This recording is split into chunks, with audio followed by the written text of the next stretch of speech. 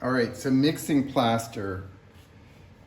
Pottery number one plaster is is mixed at a ratio by weight, okay? And it is usually weighed 70 parts water to 100 parts plaster. So in other words, if you had 100 grams of plaster, you would need to add, or you'd need to start off with 70 grams of water, okay?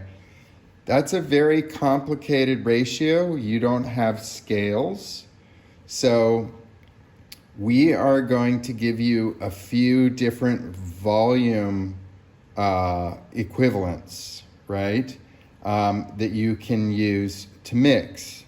However, there is a technique that is used in foundries and in industry for mixing small batches of material. Oftentimes plaster is industrially mixed, so they will mix an entire bag or multiple entire bags, and so weighing it out is the best way to do it. But when you're mixing small batches, there's a technique that is often referred to as the island technique. And I'm just gonna really quickly explain it to you, and then we'll show it to you. So you always wanna kind of start with like no more than half of a bucket of water or whatever the container you're using, because you don't want it to fill up too much. So let's just start out here with, let's pretend this is your water level, okay? So with plaster, you always start with water and you add the plaster into the water, okay? You never put water into dry plaster. That will be a disaster. So this technique, you start off with the water and you load the plaster in it. And you sift, as I'm going to demonstrate, you sift the plaster into it. And the plaster is stone, it's very heavy, and it settles at the bottom. And it sinks to the bottom, it keeps sifting. You try and sift it around the whole bucket, and it's building up, it's displacing the water. And it's kind of like at the mouth of a river or something, or when a lake is drawing up, there's a point at which the silt and the particles in the material displace all of the water. And what happens is you start to get like a little bit of an island that forms on the surface. So when that island starts to form, and you have to kind of pay attention to what you're doing. This is kind of a feel thing, right? It's not, because sometimes you're sifting the plaster in there and a big clump falls in and it kind of floats on the surface for a little bit, but it actually settles and sinks.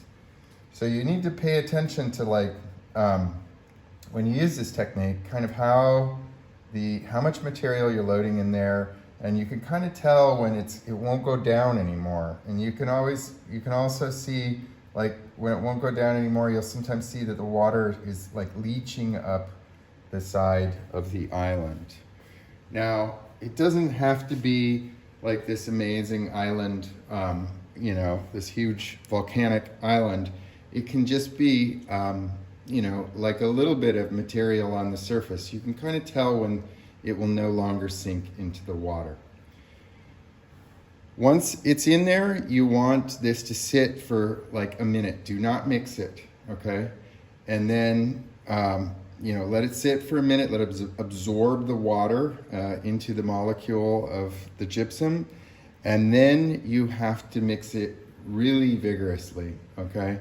You don't want to whip tons of bubbles into it, but you want to make sure that it's mixed. You want to mix it for a good minute and a half or so, and really make sure it's nice and creamy and mixed well.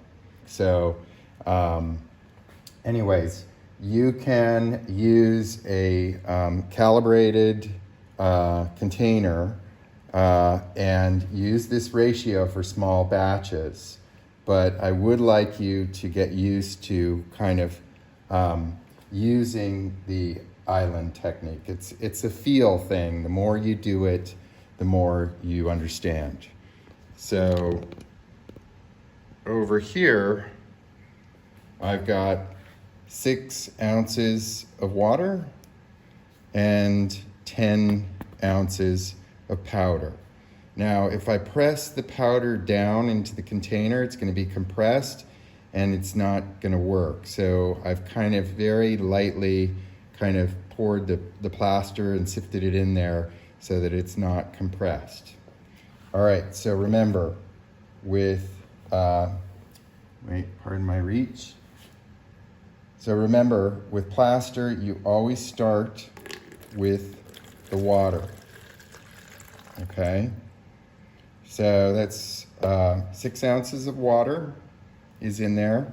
And now I'm going to take my powder and I'm going to start the process of slowly sifting it into the container. Let me rotate this so you can see it through the opening. Okay, so oftentimes you're sifting this right from the bag. So you might be using your hand to sift it in. Since I'm kind of using a container, it's a little bit harder to control where the plaster ends up. Okay, so now you can kind of see that the powder is kind of on the surface. It's not going down anymore. It's kind of sticking above, and the water is kind of wicking up the island. I tried to kind of distribute the plaster around the outside, but it's a little bit heavier in the center, which is why there is an island.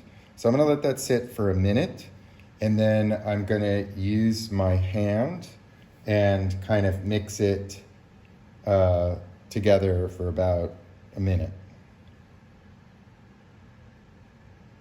Okay, I'm gonna just get started with the mixing process.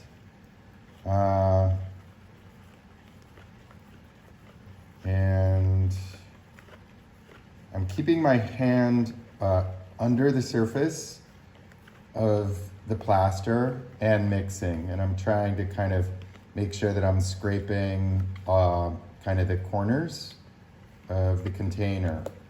Now I'm gonna keep mixing, even though it seems like it's fully mixed.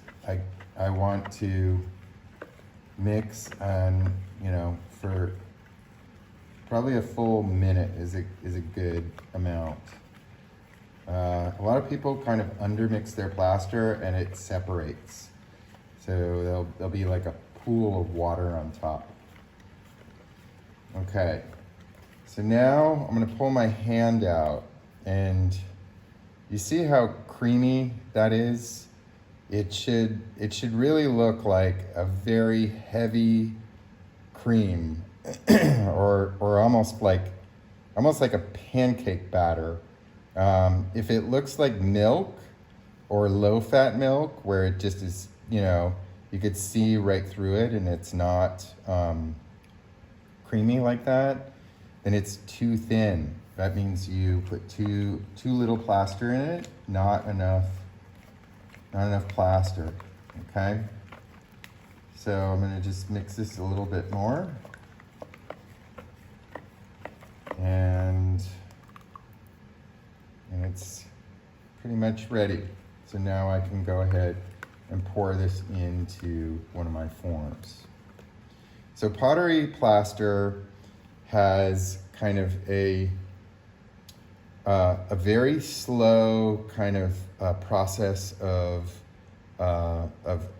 its pot life is stretched out. So it gets thicker and thicker and thicker, and it gels, and then it is very workable for a period of time. So that's one of the benefits of this plaster, also is that